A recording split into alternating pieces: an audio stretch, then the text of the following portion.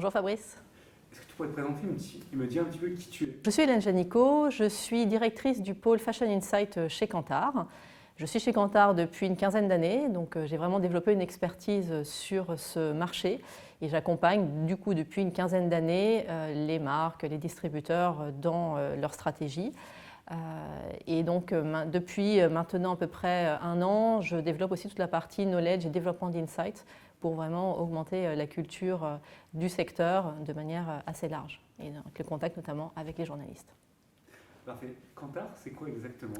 Alors Kantar, c'est le leader international de l'analyse et de la compréhension des consommateurs grâce à des panels continus de consommateurs que nous avons. Donc on décrypte vraiment leur comportement d'achat. Et on a donc toute une palette d'experts qui conseillent les marques, les distributeurs, les analystes de marché, mais aussi certaines institutions gouvernementales sur leur prise de décision et vraiment sur l'aide à la décision, vraiment sur leur stratégie. Et cela sur les marchés de grande consommation, sur le marché de la beauté, le marché de la mode, de télécom et bien d'autres marchés également qui sont couverts. Pour toi, c'est quoi le green commerce? Alors je le définirais comme un commerce qui va être plus responsable, plus tourné vers un développement durable. Globalement, je pense aussi à un commerce qui va faire vraiment très attention aux conditions de travail des hommes, des femmes et également de l'environnement bien sûr.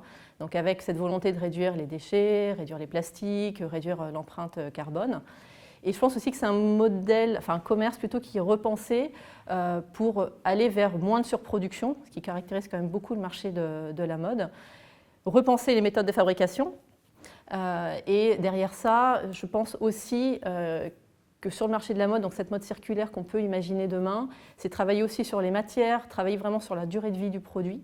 Et on voit plein d'initiatives qui sont en train d'émerger sur justement le développement de la mode seconde main et même la location de vêtements ou de chaussures.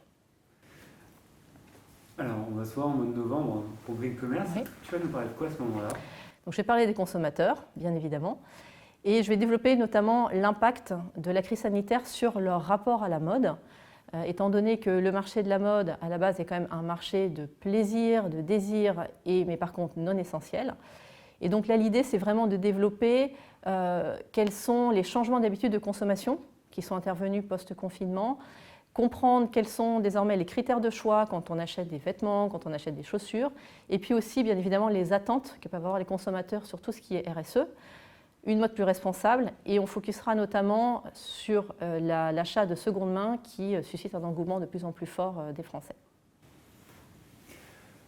Alors justement, c'est une question un petit peu bonus en fait par rapport à tout ça. Tu parles des consommateurs. Est-ce que tu pourrais nous dire un petit peu en avant-première, c'est quoi ces changements de mode d'achat?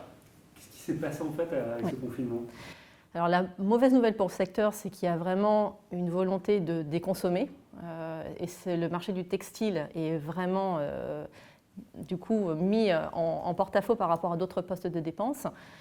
En revanche, pour les consommateurs qui continuent d'acheter du textile, bien évidemment, le secteur textile n'a pas échappé à l'envolée du digital. Le web était déjà très prégnant sur ce secteur, mais il a encore pris plus de force pendant cette période et ça perdure même post-crise, même si on est encore un peu dedans.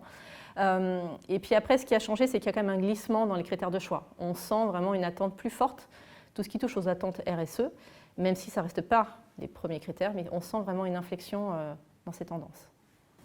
Dernière question, c'est quoi ton actualité? C'est quoi tes projets dans les mois qui arrivent? Alors, on parle justement de seconde main. On organise justement un webinar le 5 novembre prochain sur l'étude seconde main 2020. Donc, c'est la deuxième édition que nous éditons cette étude pour voir justement les nouveautés et l'accroissement de cette tendance. Et on va également organiser un nouveau webinaire sur la fin du mois de novembre concernant l'actualité sur la rentrée. Qu'est-ce qui se passe et comment les acteurs de la distribution ont joué la rentrée? Quels ont été les changements dans leur process de communication, notamment via le spectre des prospectus. Donc ça va être les deux grosses actualités, on va dire, d'ici la fin de l'année. Merci beaucoup. Merci.